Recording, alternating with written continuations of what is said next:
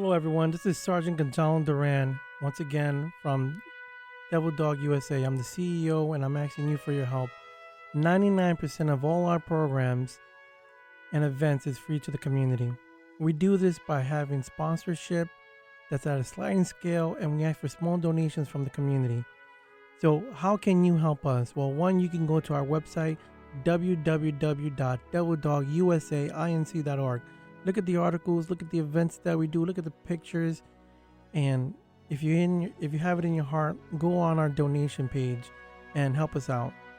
If you want, go to one of our events, see how the community helps us, see how we give ourselves and we support and we bring the community in one place to support the military, the veterans, and the community itself, and drop off a little cash to our donation boxes. And until I see you guys, as always, God bless America. Hey, what's up, man? It's your girl, Vero G, right now, and tune into our Vero G Spotlight TV radio podcast. Available at Apple Music, iTunes, all the places you could think of, they're all available at those places. So go check it out. We have a lot of great interviews from various artists to mainstream artists and all that said and done. You can definitely check us out. You can find me on my Instagram at officialverog, and check out the website at WhosNextNYCRadio.com. And also, if you want to submit your music or, be a guest on our show, you could go to the email at WhosNextNYC@gmail.com. Also, the website where you could also submit if you'd like to play your music on our show and also be on our show for an interview. So definitely go check it out. Again, for the Vero G Spotlight TV radio show also, and support this amazing platform. Thank you so much. Take care. I know you guys are struggling out there. I know the price on things is expensive. It's out of control. How is Bidenomics working out for you? I know you guys are weak. You're tired. You can't fight anymore. But don't give up, because you got somebody that will represent you, someone that will fight for you. And that person is me, Jason Morello, DJ Loudmouth, and I'm running for City Council in District 2 in Manhattan. And together, you will have somebody that will fight for you every day, protect, safeguard, and fund NYCHA to keep you in your home, more cops, and law and order in our communities. End our migrant crisis. Bail reform to keep violent offenders behind bars and go after criminals and not presidents. So the choice is clear in 2025. Vote for Jason Morello or DJ Loudmouth for City Council District 2 for a better tomorrow for you and your family. I am the conservative, common sense choice. For more information, DJ Loudmouth for NYC.com, and I include this message.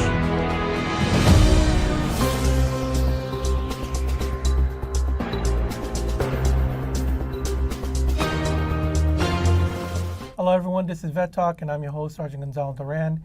Once again, we have another honored guest, a veteran and a political leader, Mr. Larry Sharpe. Larry, thank you for being here today. How are you?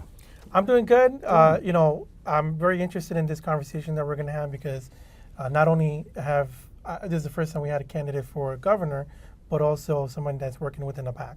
Yes. In 2018, I ran for governor of New York. I ran as a Libertarian. I was able to break the 2% mark, which is what matters to get ballot access in New York State. We had a great year. We got about 100,000 votes. All of a sudden, we had ballot access, and within about 1 year, we had 107 Libertarians elected in New York State in 2019. It was a great year, a great time.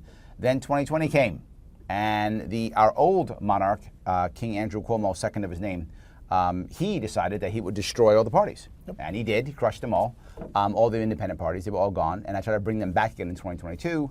I ran again. Tough campaign, had to go to court, got sued off the ballot, didn't work. Bad campaign, but I wanted to make a third party in New York State, and we don't really have a strong third party in New York State right now. We don't have that anymore, which means it's the Democrats rule everything, right? Democrats are so strong in our state. It's almost 3-1 Democrat-Republican.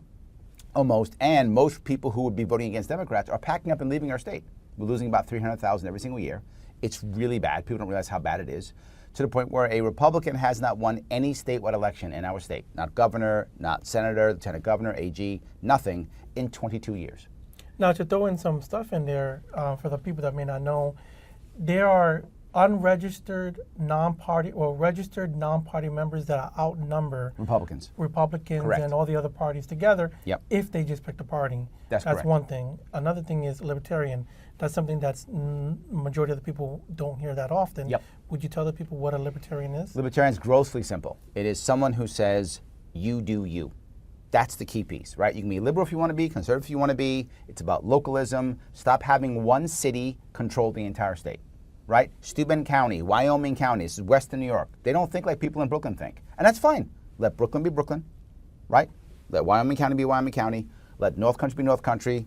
Let the Hudson Valley be the Hudson Valley. Let the city be the city. Let Long Island be Long Island. We don't do that. We decide, oh, one city controls everything. But I don't want that. Let people be people. That's the issue. It's a key aspect. Localism, stop unfunded mandates, stop controlling every school district, stop controlling everything from either New York City or Albany. That is the key right there. Number one piece. Another thing you mentioned was, I think you said King Cuomo. That's what you yes, the title. He was our last. Our current monarch is Queen Kathy. She's first of her name.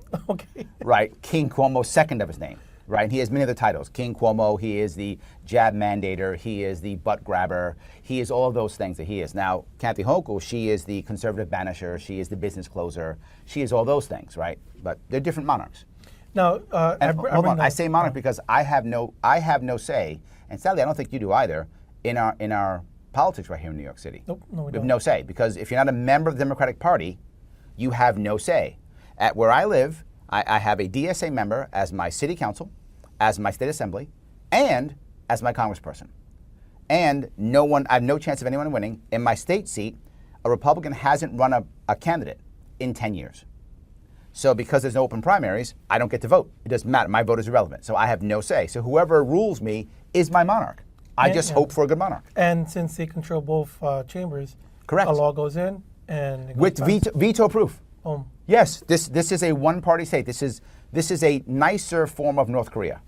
Now I bring up Cuomo because when it came to the parties, what maybe a lot of people may not know is that there used to be many parties. Correct. And the Conservative Party was one of the individuals that were, or organization that was primary in battling in courts to keep a few of the parties up. So right now, New York has the Democrats, Republicans, Conservatives, and the Family Working Parties. Yep. They've eliminated the Independent Party so badly that it's illegal to Correct. have a party that's called the Independent Party. Yes, you can't have it. Correct. So yes. now but this is why I moved on to now. I'm the outreach director at American Values 2024, trying to support independent candidates, and the biggest one right now is clearly Robert Kennedy Jr. Right? Yes. Clearly, he's the biggest one right now. He just suspended his campaign in about 10 states because he's trying to back what Trump is trying to do. Right? So what he's done is he's taken out of 50 states. He's going to stay on the ballot in somewhere between 30 and 40, and he's going to be in deep red and deep blue states that doesn't matter. Right? So California is going to go Harris no matter what. Right? Oklahoma is going to go Trump. So in those states, he wants people to vote for him so that he can break that 5% threshold in a nationwide poll. At the polling booths on the voting day, right? So we can get 5% of the actual electorate. But in the swing states, that really counts. Sadly, about 7 to 10 states will decide the entire election. If you don't live in those 7 to 10 states, when it comes to the president, your vote doesn't count, right? Yeah. So he's trying to make that happen in that regard.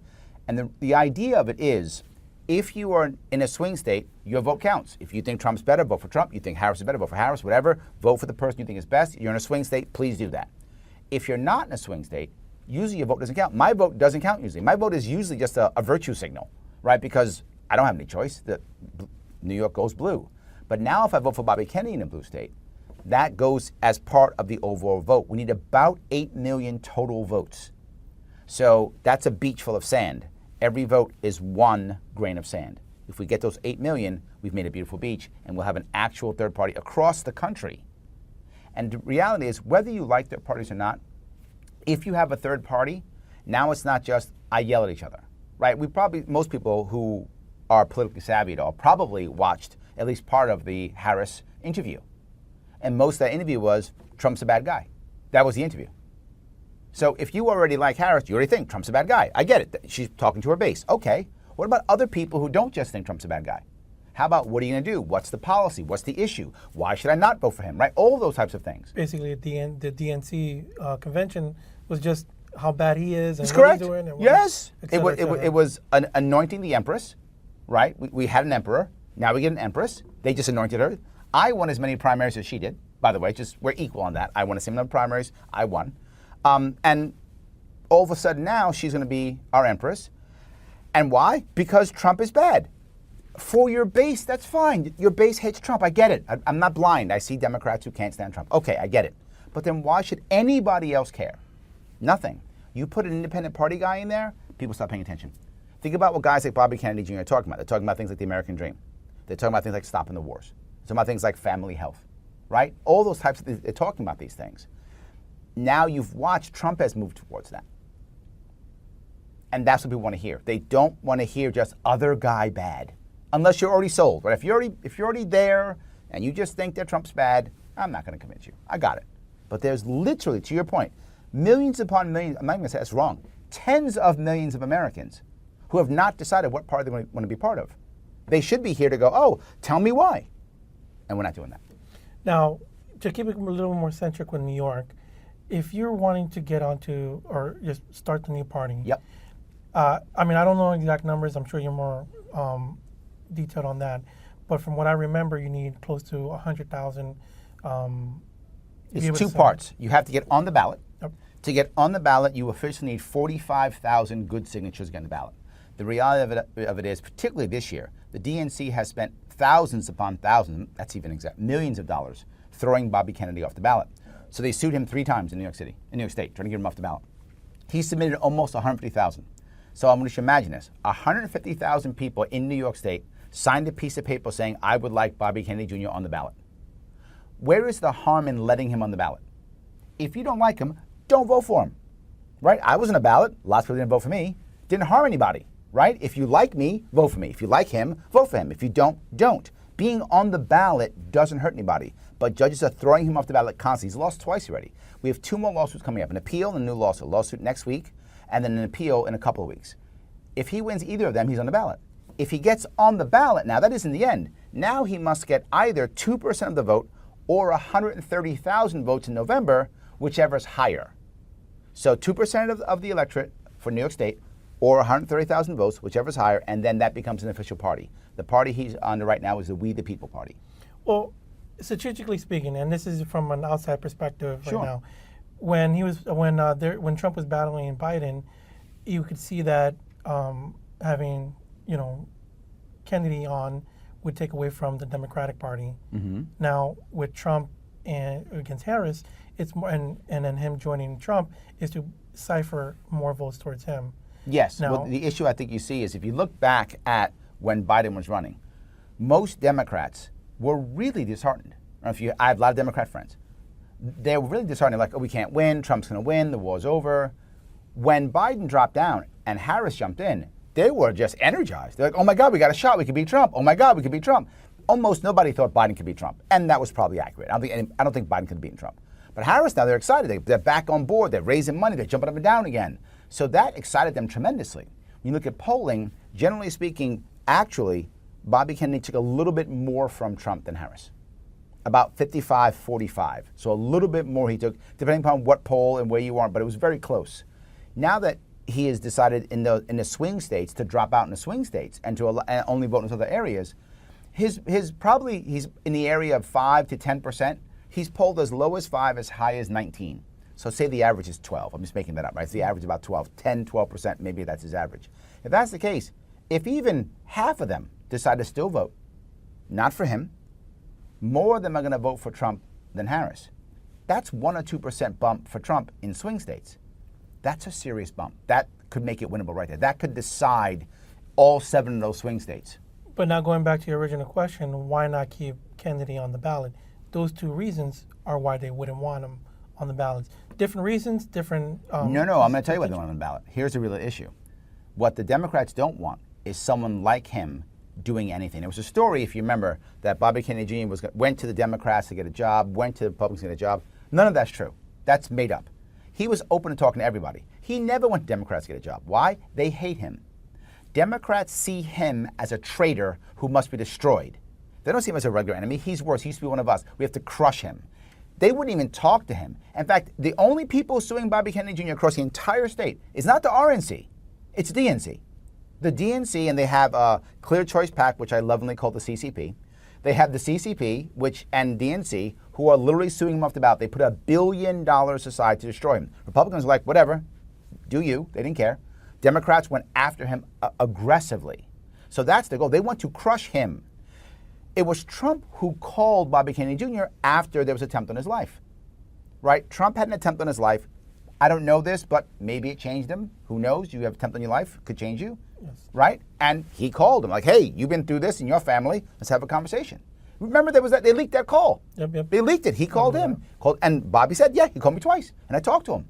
Bobby was open to talking to Harris. And his staff reached out trying to get jobs because the staff got afraid that they wouldn't have jobs in November. So his staff members reached out to the Harris campaign to try to get jobs because they're former Democrats. And of course, the media said, it's Bobby Kennedy trying to get a job. Not true. It was his staff trying to get a job, not Bobby Kennedy. They would never take care of him. The Democrats want to destroy him. That is their goal. Republicans saw Bobby Kennedy as another guy I can make a deal with, which is what it was. Yeah. Because he wasn't a Republican, Republicans didn't feel betrayed by him. They thought, oh, another guy. Okay, if we can bring him aboard, bring him aboard. They brought aboard Tulsi Gabbard. They brought aboard many Democrats. So it was an easy call for Republicans and an obvious vindictiveness for the Democrats. Now, I want to go backtrack a little bit because you have a pen on, and as a former veteran, we'd love to get your perspective. Can you give us a little bit of background of your service? Yes, I joined the Marine Corps in the 80s. I don't know if I'll tell you what 80, but I'll just give you this. Ronald Reagan was my first commander-in-chief. Okay. So I'm giving away my age. But yes, that's when I joined. And I did 7 years, mostly overseas, but sometime in Virginia and in California. And I was at the schools in Virginia during the first Gulf War. I'm a first Gulf War era veteran. I did not go to combat, but I was in during that time. And I was training reservists to send them over because they would bring all the reservists over there. So yeah, I spent time in artillery and time in intelligence. I got out, I was E6. And how did you get into mixing politics? I actually didn't like politics at all. I was really a rebel. I was the guy who voted for, literally I voted for guys like Ralph Nader and Ross Perot, anybody who was the outsider I voted for. And after Obama, I was very disappointed and disenchanted. I felt betrayed, and I was like, I don't want politics at all. And then I heard Gary Johnson speak. Gary Johnson in 2012, he was an entrepreneur like I was. I've been an entrepreneur for over 20 years. And we were like the same kind of person. I was like, okay, he's speaking like this stuff makes sense. What's he, a librarian? Oh, Libertarian, what's that? And that's when I started to move on into the Libertarian Party. I ran for the VP slot in 2016. I did not win that. I was running to be the nominee for the Libertarian Party. Bill Weld beat me by 31 votes. Not that I'm counting. I'm not counting. Stop counting. I'm not counting. I'm not bitter. 31 votes. I'm not bitter at all. So I lost by 31 votes, and it became a Johnson-Weld ticket and not a Johnson-Sharpe ticket. And then in 2018, I ran for governor. 2022, I ran for governor. And I may run again in New York State in 2026 for governor. I might. But the problem is I have to have a party I can run in. Well, I would like to change that, and we'll talk offline about that part. With that being maybe said, we have one. Oh, I didn't even know. So yes. With that being said, so how did you get in connection with the PAC? I saw clearly the advantage of Bobby Kennedy Jr., right? Because what I wanted to talk about always is ballot access. They did not understand how hard it was going to be. And you see even now, Bobby Jr. will tell you that. So will Nicole Shanahan. Nicole Shanahan is his vice president. She'll say it too. They had no idea how hard this was going to be. I was like, I've been there. Been to court, done the stuff, watched how corrupt and how bad it is. I've been there. So I wanted to help the PAC in understanding about ballot access, and I wanted to be able to talk about it. And to my glee, I've been able to talk about ballot access more in the last 6 months than every single libertarian combined in the last 50 years. I've been on TV, radio, podcast, ballot access, ballot access, ballot access. People tell me all the time, you third parties, why don't you run better candidates? They physically stop us. Yep. They physically stop us. You see it here in New York. You see Democrats sue Democrats off, Republicans sue Republicans off. They sue each other off the ballot in New York State. Forget us. Oh my God, we got no shot, right? They devastate us. If they don't let us be on the actual ballot, how can you vote for us? And people don't see how hard it is. You know, I've been lucky to have the independent chairman and the conservative chairman on the show, and the state party chairman for the conservative party as well. And I've spoken to them, you know, to get some perspective of the ballot access. Now, for the general public that may not understand, let's say you're running for city council, you're running for a party level, or, you know, you're not a part of the party, just trying to get on to the ballot, you're talking about thousands of dollars. Yes. And then that doesn't include if they're trying to sue you. Yes. You know, and then earlier when I mentioned, you know, the 100,000 to try to get on the ballot, you know, there's a smaller number, but you have to get 3 to 4 times because you know they're going to challenge you, even if you do And they will right. challenge every single signature with the most minute, insanely stupid things. Literally, they'll say, okay, let me see this person. Okay, he wrote his address as Brooklyn. Now, Brooklyn, if you live in New York City, you know that's the name of the borough, and the people, right, that's their address. It isn't the official name of the Brooklyn, of the borough. The official name is Kings County. So if you put Brooklyn and not Kings County, they will throw that out. Now, here's my point. Why? And why does a judge not go, that's insanely stupid? You have just taken away the rights of that individual because because of a clerical error. But judges do it all the time. The judges, particularly the low-level judges in our state, are an embarrassment. I hope they're watching. You're an embarrassment. They're an embarrassment. They literally support the party structure over the rights of the individuals on a daily basis. They do it constantly. I had one judge tell me to my face, he goes, these laws are fine. They're meant to keep people off the ballot. Why is that a good thing? Why would a judge think that's a good thing? Let people, to be very forward, you know this. Conservative, you know this. Hundreds of thousands of people some years vote conservative, knowing it's not going to all of a sudden make the Conservative Party a great, huge party. They do it as a protest vote to show that they want the state to be more conservative. Am I right? Yes. All the time. I can tell you right now, for last year's city council race, there was a few conservative members that had 120% of the voting. Yep. Obviously, that wasn't just conservatives in the line. It was Democrats, Republicans, and others, or maybe unregistered. But, you know, it's dependent on the person, how hard they work and stuff like that. But my point is, if someone writes Libertarian, they know we're not going to win, but they write Libertarian. Why would someone get up out of bed, not watch Netflix, not get on their PlayStation, and go and that's a protest vote. That is free speech. So if someone says, I want a party on a ballot, the judge should go, oh, they want to exercise their free speech. Be on the ballot. There is literally no harm, none, in keeping some. Larry, what if there's 7 people on the ballot? So what? What's the harm? What if there's 10? And what's the harm? The only harm is the 2 major parties may get hurt worse than anybody else. But if you don't like the person, don't vote for them. But is there harm if we take them off the ballot? Yes, because you've attacked somebody's freedom of speech. And more importantly, if Democrats keep winning across the state, not locally. Locally, Republicans, conservatives win locally all the time in New York State. I'm talking statewide. In a statewide situation, if I can't see who's voting third party, I have no reason whatsoever to make any changes to my policies. And that's the point. They don't want to see it. They don't want to know it. Imagine if Libertarians or Greens or whomever got 10, 20% of the vote. They would have to start changing what they're doing. They don't want to. And they would try to find more ways to make that not happen. Correct, yes. Whereas, and I'm not going to say I agree with the administration because I'm an administrator. For me, it's more the repercussions of you running for office. So let's say somebody's running with the solid reputation of a community member. They'll try to find ways to attack their businesses, 100%. their homes, Yep. you know, their reputations and stuff like that. And then on top of that, you have the legal aspect of it. Yes. If it costs you $5,000 to $10,000 just to run for city council, but it costs you $50,000 to fight the legal battles, come on, how can you? It cost me imagine? $400,000 in 2022. Yes, and I lost. $400,000. Yes, it is insane. The amount of work they make you do is crazy. Okay. Well, with that point, let's for people that want to know how to get the information about you, who you are, how do they reach you? Well, you can check out either just Google Larry Sharpe. I'm on all the things. I'm on YouTube, Facebook, Twitter, all those things. Or check out av24.org. That is American Values 2024. That's the PAC that supports independent candidates, currently supporting the most popular one, which is Robert Kennedy Jr. Okay. For the audience out there that would like to be on the show, just so you can understand, Vet Talk has always been an organization dedicated to helping veterans get resources and passing on resources to the community members as well. But we started during the election years of 20 whatever, and since then we've always given candidates the opportunities. We've had elected officials, party leaders. Today I'm excited to have a veteran who's a part of a PAC, who's also run for the governor level. So it's an honor to have you, Larry Sharpe, today. And for those that want to go on, please feel free, reach out to us, let us know. And as always, before we sign off, I want to say thank you to our executive producers, J Empire Media and Vero G Productions, for helping us with another awesome year. Also to our home station, MMN, for giving us this opportunity. And as always, God bless America. Hey, what's up, everybody?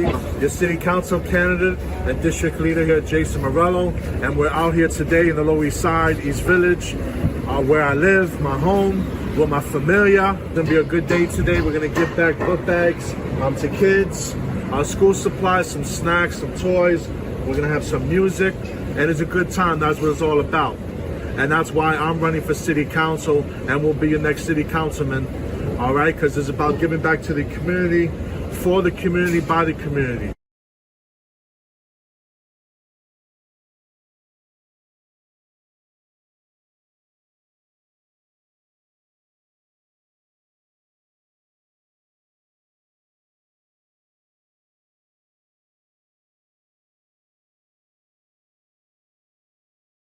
Vero G back to school annual went and to give the kids back to school and all that good stuff. So I cannot wait. I'm excited. Again, it's your girl Vero G.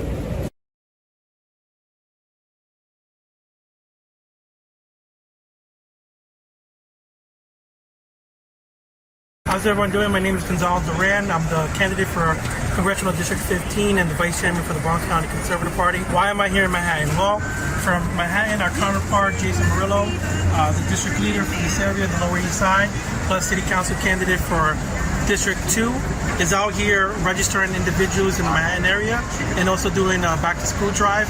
So I just wanted to come out here and support as much as I can. Thanks, everybody.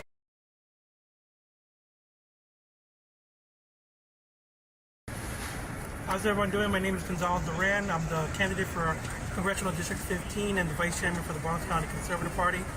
Why am I here in Manhattan? Well, from Manhattan, our counterpart, Jason Murillo, the district leader for this area, the Lower East Side, plus City Council candidate for District 2, is out here registering individuals in the Manhattan area and also doing a back-to-school drive. So I just wanted to come out here and support as much as I can. So my expertise is more in registration and getting people to join the party. And I'm leaving that to Vero G and Jason to do the back-to-school part. And additionally, helping out with resources and other things like that. It's my pleasure to be out here, and I hope more people come out here. Jason will let you know how to reach out to him. So we look forward to getting more people to join our party and get us ready for the elections in 2025. Don't forget, 2024 elections is this year. Vote November 5th. Thanks, everybody.